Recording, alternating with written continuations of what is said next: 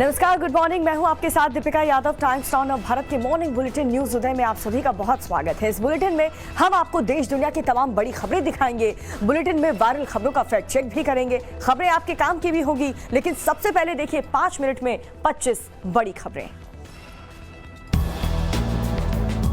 लखीमपुर खीरी कांड को लेकर सुप्रीम कोर्ट में आज सुनवाई होने वाली है। कोर्ट ने यूपी सरकार से मामले में अब तक की स्टेटस रिपोर्ट पेश करने के लिए कहा है। कोर्ट ने पूछा कि मामले में कितनी एफआईआर और कितने लोग अरेस्ट हुए हैं। लखीमपुर खीरी कांड के मुख्य आरोपी आशीष मिश्रा को यूपी पुलिस ने समन जारी किया है, जिसके मुताबिक आज 10 बजे क्राइम ब्रांच ऑफिस में बयान दर्ज कराने के निर्देश दिए हैं। पुलिस ने केंद्रीय गृह राज्य मंत्री अजय मिश्रा के घर के बाहर नोटिस भी चिपकाया है। लखीमपुर कांड में पुलिस ने आशीष पांडे और लव कुश को गिरफ्तार किया है। घटना में नामजद आशीष मिश्रा के साथ 6 अन्य आरोपियों के नाम भी सामने आए थे। हालांकि कुल 7 आरोपियों में 3 की मौत हो चुकी है। घटनास्थल से पुलिस को 315 बोर के 2 कारतूस भी मिले हैं। मुंबई क्रूज ड्रग मामले में आर्यन समेत 8 आरोपियों को 14 दिन की न्यायिक हिरासत में भेजा गया है। हालांकि आर्यन खान की तरफ से जमानत याचिका दायर की गई है, जिस पर आज सुनवाई होगी। जम्मू कश्मीर में आतंकियों ने 2 दिनों में 5 लोगों की हत्या कर दी है।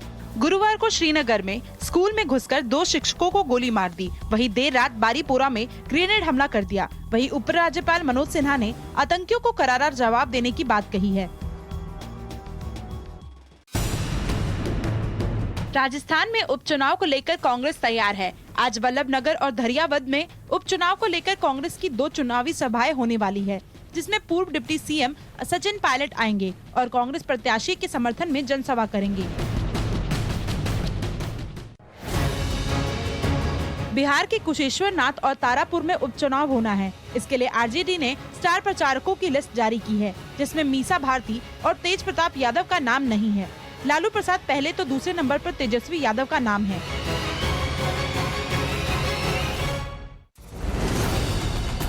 केंद्रीय गृह मंत्री अमित शाह 1 दिवसीय गुजरात दौरे पर है, जहां वो गांधीनगर में प्राथमिक स्वास्थ्य केंद्र का उद्घाटन करेंगे। साथ ही कई कार्यक्रमों में हिस्सा भी लेंगे। वहीं देर मानसा में सब परिवार कुल देवी की पूजा अर्चना करेंगे।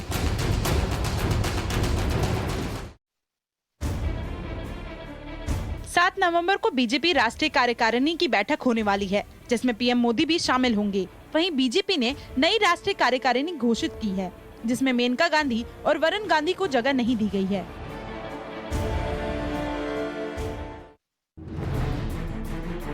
कांग्रेस ने गुजरात के लिए प्रभारी नियुक्त कर दिया है। राजस्थान के स्वास्थ्य मंत्री रघु शर्मा को गुजरात की जिम्मेदारी दी है।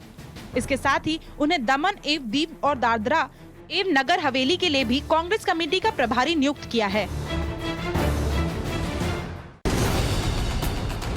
बीकानेर के नौखा में देहात ब्लॉक कांग्रेस अध्यक्ष पर हमला किया गया। कांग्रेस नेता मेघ सिंह अपने परिवार के साथ मंदिर के लिए निकले थे। उसी दौरान रास्ते में अज्ञात हमलावरों ने लाठियों से उन पर हमला कर दिया। हमले में घायल 3 लोगों को अस्पताल में भर्ती कराया गया है। झारखंड में अंतर्राज्यीय अफीम तस्करों का भंडाफोड़ हुआ है। पुलिस ने 2 करोड़ की ब्राउन शुगर और अफीम जब्त की है। 5 तस्करों को गिरफ्तार किया गया है। गिरफ्तारी अलग अलग जगहों से हुई है। माना जा रहा है कि ये अब तक की सबसे बड़ी कार्रवाई है। मुंबई क्रूज ड्रग्स केस में एनसीबी की कार्रवाई जारी है। गुरुवार को कार्रवाई करते हुए टीम ने एक नाइजीरियन युवक को गिरफ्तार किया है, जिसके बाद से प्रतिबंधित ड्रग्स की 40 गोलियां मिली है। अब तक मामले में 17 गिरफ्तारी हो चुकी है। जोधपुर पुलिस ने हनी ट्रैप कांड का खुलासा किया है। दरअसल आरोपियों ने एम्स में काम करने वाले वार्ड बॉय को अगवा कर लिया था। बदले में परिजनों से 70 लाख की फिरौती मांगी थी। ना देने पर हनी ट्रैप में फंसाने की धमकी दी थी। पुलिस ने मामले में 6 आरोपी को अरेस्ट किया है।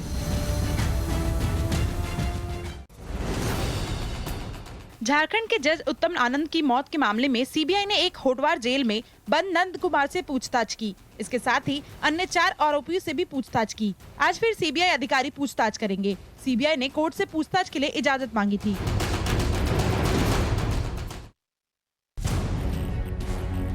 भारत सरकार के कड़े रुख के बाद ब्रिटेन के यात्रा नियमों को लेकर सुर बदल गए हैं। नए नियमों के मुताबिक अब कोविशील्ड वैक्सीन की दोनों डोज लेने वाले लोगों को क्वारंटीन नहीं होना पड़ेगा। 11 अक्टूबर से नियम लागू हो जाएगा।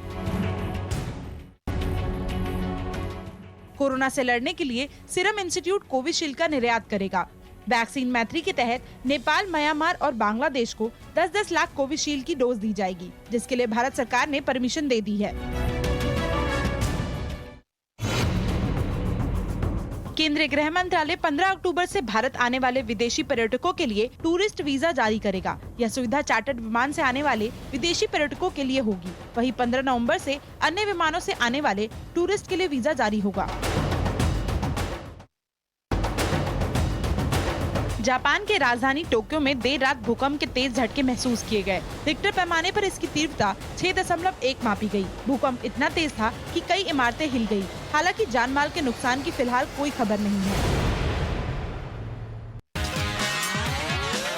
साहित्य में साल 2021 के नोबेल पुरस्कार का ऐलान हो गया है। इस बार अवार्ड तंजानिया के उपन्यासकार अब्दुल रज़ाक गुरनाह को मिला है। उपनिवेशवाद के प्रभावों और संस्कृतियों के महाद्वीपों के बीच की खाई में शरणार्थियों के भाग्य के बारे में अपनी अड़िग और करुणामय पैठ के लिए अवार्ड मिला।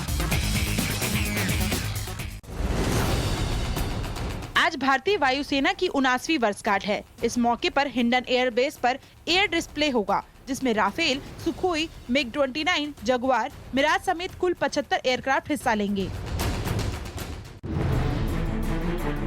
आज आरबीआई की मौद्रिक नीति समिति की बैठक के नतीजों का ऐलान होगा। बैठक में सबकी निगाहें ब्याज दरों को लेकर होगी। आरबीआई के गवर्नर शक्तिकांत दास की अगुवाई वाले 6 सदस्यीय एमपीसी की 3 दिवसीय बैठक 6 अक्टूबर से शुरू हुई थी।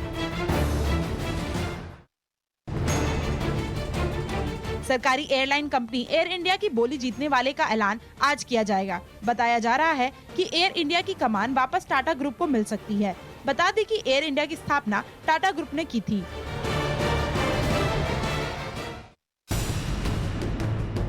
कोरोना के चलते ट्रेनों में सफर करने वालों के लिए आगे भी मास्क लगाना जरूरी होगा। आदेश 17 अप्रैल 2022 तक जारी रहेगा। मास्क न लगाने पर 500 रुपए तक का जुर्माना लगाया जाएगा। बता दें कि पुराना आदेश 17 अक्टूबर को खत्म हो रहा था।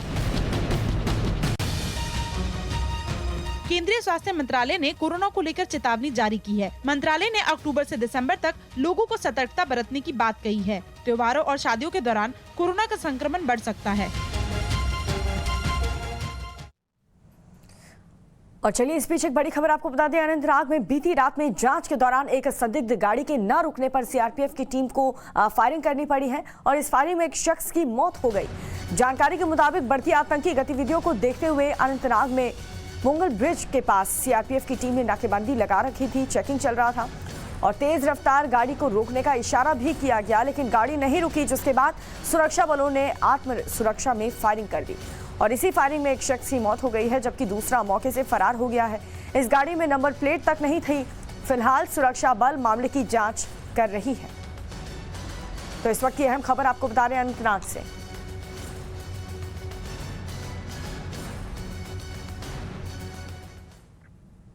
क्या कश्मीर घाटी में आतंकियों ने अपनी रणनीति बदल दी है? ये सवाल इसलिए उठ रहा है क्योंकि अलग अलग वारदातों में आम नागरिकों को निशाना बनाया जा रहा है और हाल ही में आतंकियों के निशाने पर अल्पसंख्यक समुदाय के लोग रहे हैं।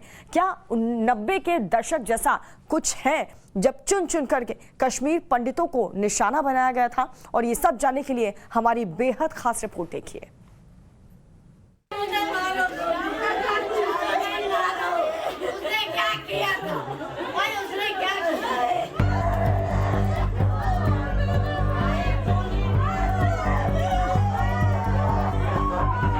कश्मीर में 3 दिन में हुए 4 हमलों में 5 लोगों की हत्या कर दी गई है। सरकार के सूत्र बता रहे हैं कि टारगेट किलिंग के जरिए की जा रही इन हत्याओं को हाइब्रिड टेररिस्ट अंजाम दे रहे हैं। सबसे पहले बताते हैं कि हाइब्रिड टेररिस्ट हैं क्या। ये ऐसे आतंकी हैं जिन्हें पार्ट टाइम आतंकवादी भी कहते हैं, जो लोगों के बीच रहते हैं, आम जिंदगी जीते हैं, हमले के लिए पिस्टल जैसे छोटे हथियारों का इस्तेमाल करते हैं, हमले के बाद फिर आम जिंदगी जीने लगते हैं ताकि शक न हो। इन लोगों का आतंकी ट्रैक रिकॉर्ड न होने से इनकी पहचान करना भी मुश्किल होता है। हाइब्रिड टेररिस्ट को एक घटना के उदाहरण से समझिए। 22 जून को सीआईडी में काम करने वाले अहमद डार को गोली मार दी जाती है। उस हमले का आरोपी हाल ही में पकड़ा गया। वो डार का पड़ोसी है और उनके अंतिम संस्कार में शामिल हुआ था। सिविलियन किलिंग करना कोई मुश्किल काम नहीं है। इट्स आपको 4-5 ग्रुप बनाने हैं, 2-2 टेरर 3-3 टेररिस्ट के, और पिस्टल हाथ में देनी है, ग्रेनेड देना है और ये करवाइए। इससे लेकिन पैनिक कितना फैलता है। हाल ही में घाटी में जिन 5 लोगों की हत्या की गई उनमें से 4 अल्पसंख्यक समुदाय के हैं, यानी हिंदू और सिख हैं। ऐसे में शक जताया जा रहा है कि कश्मीर में अमन बहाली और कश्मीरी पंडितों को फिर से बसाने की सरकार की पहल के बीच अल्पसंख्यकों को जानबूझकर निशाना बनाया जा रहा है। कई लोगों को 90 के दशक का दौर याद आने लगा है। They are not sitting in jungles. They are living in the homes of Kashmiri Muslims. They have killed these Mr. Bindra. Why did they vanish? Not in air. They didn't go to the jungles in Kashmir. They are living in some room there, some house there. This is what they did in the 1990s. Neighbors directed the terrorists to Kashmiri Pandits who were hiding somewhere. Go and target him. He's there. ISI का agenda है radical Islamist terrorism, वो उसको implement करना चाहते हैं कश्मीर में, ताकि जो बची खुची भी माइनॉरिटीज़ हैं उनको भी वहाँ से भगाया जाए, चाहे वो सिख हो या कश्मीरी पंडित हो या दूसरे हिंदू हो या माइनॉरिटीज़। कश्मीर में आतंकियों के खिलाफ सख्ती का नतीजा है कि आतंकी बौखला गए हैं। उन्होंने अपनी रणनीति भी बदल दी है। 2021 में अब तक 28 आम नागरिकों की हत्या की गई है। वहीं हाल में हुई हत्याओं पर उपराज्यपाल मनोज सिन्हा ने कहा है कि आतंकियों को बख्शा नहीं जाएगा। अनुरूप रणनीति बनाई जा रही है कि इस तरह की घटना अब आगे न हो, और जिन लोगों ने घटना की है मैं समझता हूं कि जल्द ही वो हम आप सबके सामने होंगे और परिणाम आप देखेंगे। जहां एक तरफ सरकार आतंकियों को उनके किए की सजा देने की कोशिश में है, वहीं पूर्व मुख्यमंत्री महबूबा मुफ्ती हमलों की निंदा से ज्यादा सरकार को कटघरे में खड़ा करने की कोशिश में लगी हैं। किलिंग्स जितनी भी हुई हैं वो उसकी अब तो हम मजम्मत करते करते जो हम थक गए हैं। तो मैं समझती हूँ ये जो डबल इंजन सरकार है उसकी सबसे बड़ी नाकामी है। जहां सीमा पर घुसपैठ नाकाम की जा रही है, वहीं पाकिस्तान के इशारे पर आतंकी कश्मीर घाटी में बड़े हमले करने की बजाय टारगेट किलिंग करने की रणनीति अपना रहे हैं। ये सुरक्षा बलों के लिए नई चुनौती है, ताकि घाटी में बचे गिने चुने अल्पसंख्यकों के मन से डर को हटाया जा सके। ब्यूरो रिपोर्ट, टाइम्स नाउ, नव भारत। और दिल्ली से इस वक्त एक बड़ी खबर आपको बता दें। दिल्ली में हिंदू सेना ने अकबर रोड का नाम बदल करके सम्राट विक्रमादित्य मार्ग करने की कोशिश की है। हिंदू सेना ने अकबर रोड पर लगे साइन बोर्ड सम्राट विक्रमादित्य हेमू का पोस्टर भी लगा दिया। हालांकि कुछ देर बाद ही मौके पर पहुंची पुलिस ने इस पोस्टर को वहां से फौरन ही हटा दिया है। हिंदू सेना ने पोस्टर लगाते हुए मांग की है कि विक्रमादित्य हिंदू सम्राट थे जिन्होंने अकबर को हराया था और अकबर एक आक्रमणकारी थे, और इसीलिए दिल्ली में इस तरह के सभी आक्रमणकारियों के नाम से रोड नहीं होने चाहिए। अकबर रोड सेंट्रल दिल्ली का वीवीआईपी इलाका है, जहां पर कांग्रेस पार्टी का मुख्यालय भी है। तो ये तस्वीर आप देख रहे हैं उस वक्त की जहां पर हिंदू सेना की अकबर रोड का नाम बदलने की कोशिश, साइन बोर्ड पर विक्रमादित्य हेमू का पोस्टर लगा दिया गया है। हालांकि जैसे ही पुलिस प्रशासन की टीम वहां पर पहुंची, फौरन ही पोस्टर को हटा दिया। पुलिस के मौके पर पहुंचकर पोस्टर को वहां से हटा दिया है। आपको बताते चलें कि ये वीवीआईपी इलाका है जहां पर कांग्रेस पार्टी का मुख्यालय भी है। सरकार से काफ़ी बार मांग हो चुकी है, ठीक है, हम बार बार लगातार मांग करते आ रहे हैं और आगे भी अब इसके माध्यम से भी सरकार से मांग करते हैं कि सरकार जितने भी अकबर नहीं, जहांगीर, हुमायूं, सब रोडों का नाम बदल के हमारे महापुरुषों के नाम पे रखा जाए। तो हिंदू सेना ने साइन बोर्ड पर विक्रमादित्य हेमू मार्ग करने की मांग लगातार की है और कह रहे हैं कि हम अभी से नहीं, कई वक्त से इस चीज़ की मांग कर रहे हैं, लेकिन कोई हमारी नहीं सुन रहा। ऐसे में खुद जाकर के इन्होंने पोस्टर लगा दिए। दिल्ली का अकबर रोड काफ़ी रिहायशी माना जाता है, क्योंकि यहाँ पर रक्षा मंत्री, कांग्रेस कार्यालय से लेकर के लोकसभा स्पीकर और राज्यसभा के भी उपसभापति का घर है। लेकिन अकबर रोड पर हिंदू सेना ने एक पोस्टर लगाया है जिस पर सम्राट हेमू विक्रमादित्य मार्ग करके वो लगाया है, और उसने वो तस्वीर भी लगाई, जिसको फिलहाल दिल्ली पुलिस के जो लोग हैं वो इसे हटा रहे हैं। और हिंदू सेना ने साफ तौर पर यहाँ पर यह लगाते हुए यह कहा है कि जो विदेशी आतताई थे उन्होंने भारत पर हमला किया था, जिसके बाद ये पहले कोई पृथ्वीराज चौहान शाहजहां के बाद पहले कोई हिंदू सम्राट थे जिन्होंने अकबर को हराया था, इसलिए इसका जो है वो अकबर रोड ना होकर के नाम इसका हेमू विक्रमादित्य मार्ग होना चाहिए था, जिसको लेकर के उसने यहाँ पर पोस्टर लगाया। और दिल्ली पुलिस की टीम अभी पहुँची है और दिल्ली पुलिस उसे हटा रही है। और साफ तौर पर जो विष्णु गुप्ता है हिंदू सेना से, उनका कहना है कि ये जो विदेशी आतताई है जो दूसरे देश से आकर के हमारे देश पे हमला किया है, हम उसका विरोध कर रहे हैं और इस रोड का भी नाम बदल करके सम्राट हेमू विक्रमादित्य मार्ग होना चाहिए। प्रेरित कुमार, टाइम्स नाउ, नवभारत। और अब बुलेटिन में वक्त हो चला है राज्य की खबरों का। देखिए 1 मिनट में अपने राज्य की हर खबर। बिहार में कुशेश्वर स्थान और तारापुर विधानसभा सीटों पर उपचुनाव हो रहे हैं और प्रचार अभियान के लिए आरजेडी ने अपने स्टार प्रचारकों की लिस्ट जारी कर दी है। पार्टी सुप्रीमो लालू प्रसाद यादव को नंबर 1 स्टार प्रचारक बनाया है, वहीं दूसरे नंबर पर तेजस्वी यादव का नाम है। लेकिन लालू प्रसाद यादव की बड़ी बेटी मीसा भारती और बड़े बेटे तेज प्रताप यादव का नाम इस लिस्ट से गायब है। हाल ही में आरजेडी के राष्ट्रीय उपाध्यक्ष शिवानंद तिवारी का बयान भी सामने आया था कि तेज प्रताप यादव अब पार्टी में नहीं है। वहीं उपचुनाव के लिए उम्मीदवार मैदान में उतारने को लेकर कांग्रेस और आरजेडी गठबंधन के बीच लकीरें जरूर खींच गई है, लेकिन लेफ्ट पार्टी उपचुनाव में आरजेडी का साथ दे रही है। सीपीएम ने कुशेश्वर स्थान और तारापुर विधानसभा सीटों पर आरजेडी उम्मीदवारों का समर्थन किया है और अपने समर्थकों से आरजेडी को जिताने की अपील की है। दोनों सीटों पर 30 अक्टूबर को मतदान होगा। वोटों की गिनती 2 नवंबर को होगी। कुशेश्वर स्थान विधानसभा क्षेत्र में जेडीयू के शशि भूषण हजारी, जबकि तारापुर विधानसभा क्षेत्र से जेडीयू के मेवालाल चौधरी के निधन के बाद दोनों सीटों पर उपचुनाव कराया जा रहा है। राजस्थान में कांग्रेस नेता की बेरहमी से पिटाई करने का मामला सामने आया है। कुछ हमलावरों ने कल शाम बीकानेर नोखा मार्ग पर नोखा देहात ब्लॉक कांग्रेस अध्यक्ष और उनके परिजनों पर हमला कर दिया। नेशनल हाईवे पर सरेआम इस वारदात को अंजाम दिया गया। हमलावरों ने हिमटसर गांव के बस स्टैंड पर कांग्रेसी नेता मेघ सिंह राजपूत के साथ मारपीट की और उन्हें लाठियों से पीट कर लहूलुहान कर दिया। खबर के मुताबिक एक बोलेरो में सवार हमलावरों ने मेघ सिंह की गाड़ी को जबरन रोका और उन्हें गाड़ी से बाहर घसीटकर पीटने लगे। आप देख सकते हैं कि बदमाशों ने मेघ सिंह के पैरों पर लाठियों से बार बार वार किया। सिर और कमर पर भी वार किए गए, जिससे उनका काफी खून बह गया। सरेराह पिटाई होते देख हाईवे पर भीड़ जुट गई, लेकिन किसी ने भी बीच बचाव करने की हिम्मत नहीं दिखाई। इसके बाद हमलावर बोलेरो से फरार हो गए। मेघ सिंह को इलाज के लिए अस्पताल में भर्ती कराया गया है और हमलावरों की तलाश की जा रही है। राजस्थान में अशोक गहलोत की सरकार है। विपक्ष सरेआम बीच बाजार कांग्रेस नेता पर हुए इस हमले को लेकर सवाल खड़े कर रहा है।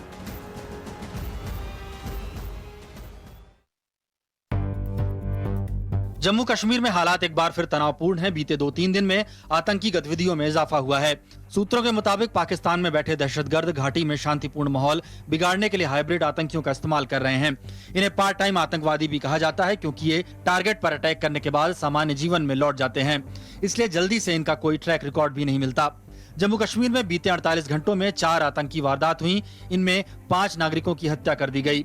आतंकियों ने कल सुबह श्रीनगर के सफाकदल इलाके में government boys higher secondary school के अंदर घुसकर 2 शिक्षकों को गोली मार दी। इसके बाद रात में बारीपोरा ईदगाह के पास ग्रेनेड से हमला किया गया। साल 2021 में अब तक छोटी छोटी आतंकी वारदातों में कुल 28 नागरिकों की हत्या की जा चुकी है। इस बीच जम्मू कश्मीर के उपराज्यपाल मनोज सिन्हा ने आतंकियों को करारा जवाब दिए जाने की बात कही है। उन्होंने कहा है कि हालिया आतंकी हमलों के जिम्मेदार लोग कहीं भी छुपे हों, उन्हें ढूंढकर सजा दी जाएगी।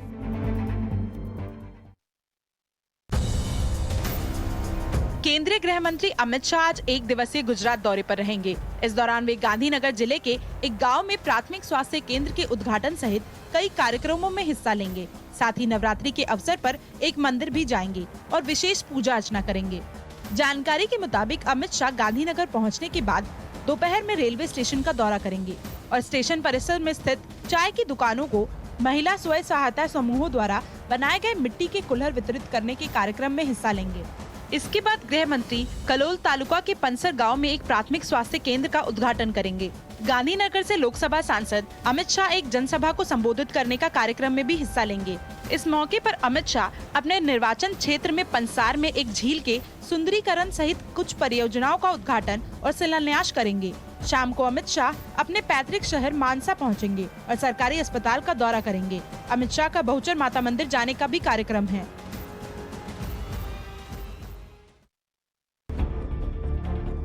देश में कोरोना के मामले कम भले ही हुए हो, लेकिन 5 राज्यों के हालात ने स्वास्थ्य मंत्रालय की चिंताएं बढ़ाई हुई है। केंद्रीय स्वास्थ्य मंत्रालय के संयुक्त सचिव लव अग्रवाल ने कहा कि केरल, महाराष्ट्र, तमिलनाडु, मिजोरम और कर्नाटक ये 5 राज्य ऐसे हैं जहां कोविड के सक्रिय मामलों की संख्या 10,000 से ज्यादा है और ये लगातार चिंता का कारण बने हुए हैं। देश में कोरोना महामारी की साप्ताहिक सकारात्मक दर पिछले हफ्ते घटकर 1.68% पर आ गई। इससे पहले ये 5.86% पे थी, लेकिन 28 जिलों में पॉजिटिविटी दर 5% से 10% के बीच है, जबकि 34 जिले ऐसे हैं जहां 10% से ज्यादा वीकली पॉजिटिव रेट सामने आ रहे हैं। केंद्रीय स्वास्थ्य मंत्रालय ने आगाह किया कि महामारी की चुनौती अभी खत्म नहीं हुई है। अक्टूबर से दिसंबर इन 3 महीनों में लोगों को ज्यादा सावधानी बरतनी होगी, क्योंकि त्योहारों और शादियों के सीजन में लापरवाही से कोरोना संक्रमण के मामले फिर बढ़ सकते हैं। सरकार ने ये दावा भी किया कि तीसरी लहर की आशंका को ध्यान में रखते हुए करीब 5 लाख ऑक्सीजन बेड तैयार कर लिए गए हैं। और देखिए, व्हाट्सएप पर तेजी से बढ़ती यूजर्स की संख्या को देखते हुए केंद्र सरकार ने इसे रात 11:30 से सुबह 6 बजे तक बंद रखने का फैसला किया है। क्या है इस वायरल हो रहे ऑडियो की सच्चाई? क्या सच में सरकार ने ऐसा कोई आदेश जारी किया है या फिर ये एक महज अफवाह है? जरा देखिए हमारे फैक्ट चेक सेगमेंट में। रात्रि 11:30 बजे से सुबह 6 बजे तक बंद रहेगा। ये संदेश सेंट्रल गवर्नमेंट पीएम मोदी द्वारा दिया गया है। अगर आपको इस समस्या से बचना है तो आपको ये मैसेज आपके सभी कॉन्टैक्ट लिस्ट में भेजना होगा। हाल ही में फेसबुक, व्हाट्सएप जैसे सोशल मीडिया ऐप बंद हो गए थे। सोशल मीडिया यूजर्स इस दौरान काफी परेशान दिखाई दिए थे। अब सोशल मीडिया पर एक ऐसा ऑडियो वायरल हो रहा है जिसमें कहा जा रहा है कि सरकार ने रात 11:30 बजे से सुबह 6 बजे तक व्हाट्सएप बंद करने का आदेश जारी किया है। पहले सुनते हैं कि क्या ऑडियो वायरल हो रहा है।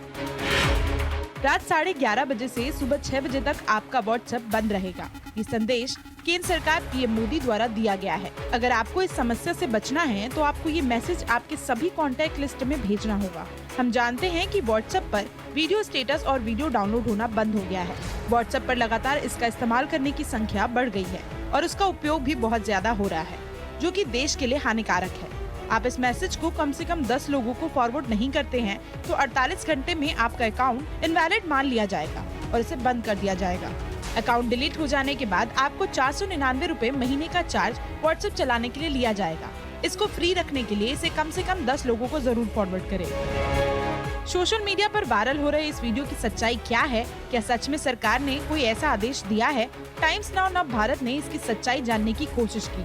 जब हमने व्हाट्सएप बंद होने की खबरों को गूगल पर सर्च किया तो सच सामने आया। दरअसल 2019 में भी एक ऐसा ऑडियो वायरल किया गया था जिसमें व्हाट्सएप बंद होने की बात कही थी। इतना ही नहीं, पीआईबी ने भी ट्वीट कर इसे फर्जी ऑडियो बताया था। कुछ दिन पहले जब व्हाट्सएप करीब 6 घंटे बंद रहा था, लेकिन जब फिर एक्टिव हुआ तो कुछ शरारती तत्वों ने इस फेक ऑडियो मैसेज को वायरल करना शुरू कर दिया। हमारे फैक्ट चेक में ये दावा झूठा निकला है, इसलिए अगर आपके पास भी ये मैसेज आता है तो सावधान हो जाए और मैसेज पर भरोसा ना करें। तो आप सभी को इसी तरीके की अफवाहों से बचने की जरूरत है और फिलहाल रुकेंगे बहुत छोटे से ब्रेक के लिए, जल्द होंगे हासिल। देखिए, कश्मीर घाटी में निर्दोष निहत्थे लोगों की हत्या का सिलसिला लगातार जारी है। कल भी श्रीनगर के एक स्कूल की प्रिंसिपल और एक टीचर की हत्या कर दी गई थी और इस वारदात को अंजाम देने से पहले आतंकियों ने मुस्लिम और गैर मुस्लिमों को अलग किया और उसके बाद सिख प्रिंसिपल और कश्मीरी हिंदू टीचर को मौत के घाट उतार दिया।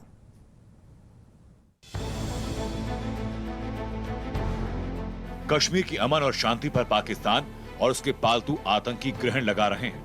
निहत्थे निर्दोष लोगों पर यह आतंकी कायरनावार कर रहे हैं। पिछले 48 घंटे में पाकिस्तान परस्त आतंकवादियों ने 5 बेकसूर लोगों की जान ले ली। जम्मू कश्मीर के श्रीनगर में आतंकियों ने ईदगाह इलाके के गवर्नमेंट हायर सेकेंडरी स्कूल पर हमला किया। आतंकवादियों ने स्कूल के प्रिंसिपल और एक टीचर की गोली मारकर हत्या कर दी। स्कूल की प्रिंसिपल सुपिंदर कौर के परिवार वालों का रो रो कर बुरा हाल है। हिंदुस्तान की जो बेटी घाटी में स्कूल के बच्चों के उज्जवल भविष्य के लिए लगातार काम कर रही थी, आज उसी बेटी को इन आतंकवादियों ने बेरहमी से मार दिया। यही वो एग्जैक्ट स्पॉट है, यही वो स्कूल आपको मैं दिखाना चाहता हूँ कि जहाँ पे ये फायरिंग हुई। और मैं अपने कैमरामैन से कहूँगा कि आपको दिखाएं कि यहाँ पे अभी भी जो है बुलेट का एक निशान है और यहाँ पे जो है इनको खड़ा करके गोली मारी गई थी और यही वो बुलेट का निशान है। दीवार पे एक गोली लगी है, इधर पे इनको निकाला गया। ये जो है वो रूम है जहाँ पर वो मौजूद थे, क्योंकि ये एक टीचर और एक प्रिंसिपल थे स्कूल में जो कि लगातार ड्यूटी पे इसलिए आ रहे थे क्योंकि सरकार का निर्देश है कि स्कूल जो है टीचर्स को आना है। तो आपने उस टाइम पे क्या देखा जब ये हुआ? कुछ नहीं, हमने देखा कुछ नहीं। हम चाय पी रहे थे अंदर कमरे में, एग्जैक्टली हमको सिर्फ हमने फायर शॉट्स सुने। जब हमने आवाज़ सुनी, हम खिड़की से यहाँ से देखा हमने ये शॉट्स फायर कैसे हो गया, तो उधर वो 2-3 बंदे भाग गए और एक टीचर ऐसे गिर गया। अच्छा, आपके साथ काम करते, ये एग्जैक्टली आपके साथ रोज़ हुआ करते थे, तो आपके लिए काफ़ी शॉकिंग? हाँ, नहीं हो, शॉकिंग तो है ही, हमारे साथ काम करता था, हमारे साथ तो होता है ही। प्रिंसिपल के ऑफिस में टीचर्स की मीटिंग चल रही थी। उसी दौरान आतंकी कमरे में घुस आए। उसके बाद जो हुआ वो 1990 के दशक की शुरुआत की याद दिलाता है। हैरान करने वाली बात यह कि आतंकवादियों ने कमरे में दाखिल होने के बाद पहले शिक्षकों के धर्म की शिनाख्त की, मुस्लिम टीचर्स को अलग किया गया, गैर मुस्लिम टीचर्स को अलग खड़ा किया गया और उसके बाद हिंदू और सिख टीचर्स को कमरे से घसीट कर बाहर निकाला और गोली मारकर उनकी हत्या कर दी गई। यही वो कमरा है जहां पर मिलिटेंट्स दाखिल हुए और वहां पे बैठे प्रिंसिपल को और टीचिंग स्टाफ जो यहाँ पे उसके रूम में था उनसे बातचीत शुरू की और शायद उनको ये पुलिस सूत्र बता रहे हैं कि उनके आईडी कार्ड चेक करके उनको अलग अलग कर दिया गया और इस रूम के बाद बाहर निकालकर उनको गोली मार दी गई। और यही वो रूम था जहाँ पर स्टाफ भी बैठा था और प्रिंसिपल के साथ बातें भी कर रहे थे। और फिर मैं कैमरामैन से कहूँगा कि बाहर आकर आपको दिखाएं कि यही वो इलाका है जहाँ पर जो मिलिटेंट्स दाखिल हुए और उनको सिंगल्ड आउट किया और सिख और हिंदू जो थे इनको अलग किया, जो 2 की औरत थी और ये जो मर्द थे उनको अलग अलग किया। और फिर यहाँ पर आपको मैं दिखाऊं कि गोली का निशान है, यहाँ पर जो है उनको गोली मारी और यहाँ पर अभी भी गोली का निशान है जहाँ पर लगा है। आतंकियों के इस कारणा हमले में प्रिंसिपल सुपेंद्र कौर और दीपक चांद की जान चली गई। इस हमले से साफ है कि इन आतंकियों के टारगेट पर घाटी में रह रहे गैर मुस्लिम ही हैं, जिन्हें लगातार निशाना बनाया जा रहा है। इस हमले के बाद कश्मीर में रह रहे गैर मुस्लिमों की सुरक्षा को लेकर गंभीर सवाल खड़े हो रहे हैं।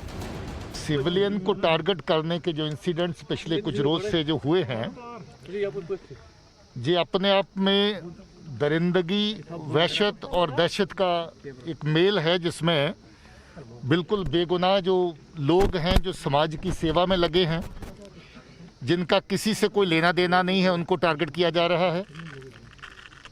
ये दहशत का माहौल पैदा करने के निशाने से इस तरह की कार्रवाई जो है और कम्युनल रंग देने के लिए ऐसी किलिंग्स को, ताकि आपसी भाईचारा जो जहां पर कश्मीर में आपस में लोगों का है उसको नुकसान पहुंचे, उसको ठेस पहुंचे, उस तरह के इरादे से जहां पर हो रहा है। बीते 2 दिनों में आतंकियों ने कई निर्दोष लोगों को निशाना बनाया। कश्मीरी पंडितों से लेकर कश्मीर में रह रहे भागलपुर के एक व्यक्ति की हत्या कर दी गई। 48 घंटे के अंदर आतंकवादियों ने 4 हमले किए, जिनमें 5 लोगों की हत्या की गई। मंगलवार को दहशतगर्दों ने 68 साल के कश्मीरी पंडित माखनलाल बिंद्रू की गोली मारकर हत्या की। माखनलाल बिंद्रू पर हमले के 30 मिनट बाद आतंकियों ने श्रीनगर के लाल बाजार इलाके में फिर हमला किया, जिसमें आतंकवादियों की गोली से भागलपुर के विरंजन पासवान की जान चली गई। और आज ईदगाह इलाके के गवर्नमेंट हायर सेकेंडरी स्कूल की सिख प्रिंसिपल और हिंदू टीचर की हत्या कर दी गई। श्रीनगर के अंदर वहाँ सरकारी स्कूल में कार्यरत प्रधानाचार्य श्रीमती सतिंदर कौर जी और उसी स्कूल में कार्यरत श्री दीपक चंद जी की निर्मम हत्या इन कायर पाकिस्तानी आतंकवादियों ने की है। पाकिस्तान बार बार कश्मीर घाटी को लहूलुहान करने की साजिश कर रहा है। सारी दुनिया देख रही है कि किस तरीके से पाकिस्तान के कायर आतंकवादी मौत का तांडव कर रहे हैं। पाकिस्तान भी तालिबानियों की तरह अब आतंकवाद में पूरी तरह ग्रसित है। अनुच्छेद 370 हटने के बाद जम्मू कश्मीर में धीरे धीरे अमन चैन का माहौल बन रहा है। कोरोना का कहर कम होने से टूरिज्म भी पटरी पर लौट रहा है, लेकिन नापाक पाकिस्तान और उसके ट्रेंड आतंकी जम्मू कश्मीर में तरक्की और शांति के खिलाफ हैं। आतंकियों ने जम्मू कश्मीर में आम लोगों पर हमले तेज कर दिए। ब्यूरो रिपोर्ट, टाइम्स नाउ नव भारत।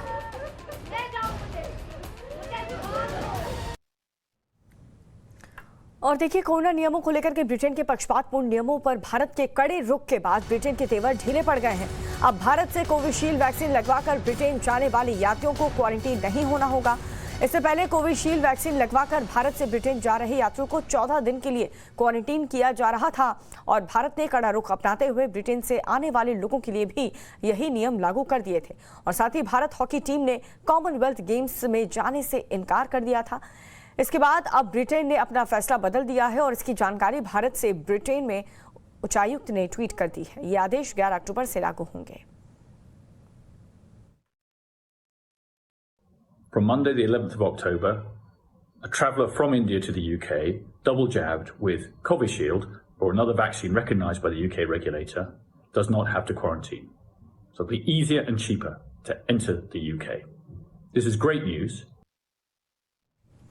और न्यू मैक्सिको 9 दिन में बैलून इवेंट में अलग अलग तरह के रंग बिरंगे बैलून दिख रहे हैं। हर साल मनाए जाने वाला ये इवेंट पिछले साल कोरोना की महामारी के कारण रद्द कर दिया गया था और इस कार्यक्रम में 83 विशेष आकार के रंग बिरंगे गुब्बारे आसमान की शोभा बढ़ा रहे हैं। ये तस्वीर आप देखिए, हर साल इस त्योहार को मैक्सिको में मनाया जाता है। हालांकि कोरोना काल की वजह से इसे नहीं मनाया गया था, लेकिन एक बार फिर से सुबह सुबह इस शहर में रंग बिरंगे बैलून नजर आए।